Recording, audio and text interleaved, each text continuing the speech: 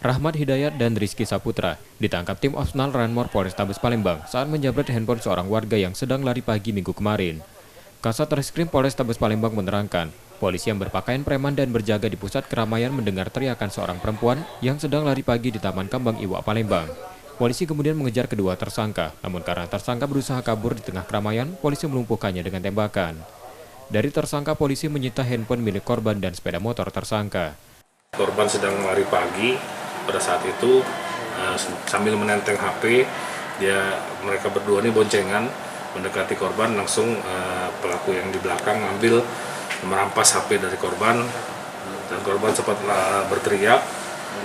Karena dia panik, pelaku ini jauh dari TKP langsung jatuh, meninggalkan motor, HP-nya juga tinggalin di situ, dia langsung berlari. Alhamdulillah bersamaan dengan itu anggota juga persis ada di TKP sedang patroli, anggota Opsnal Ranmor, dan berhasil mengejar pelaku, mengamankan pelaku, dan langsung kita proses di sini. Karena perbuatannya, tersangka kini ditahan di tahanan Polrestabes Palembang dan terancam hukuman 5 tahun penjara. Yudi Kiswanto, Kompas TV, Palembang, Sumatera Selatan.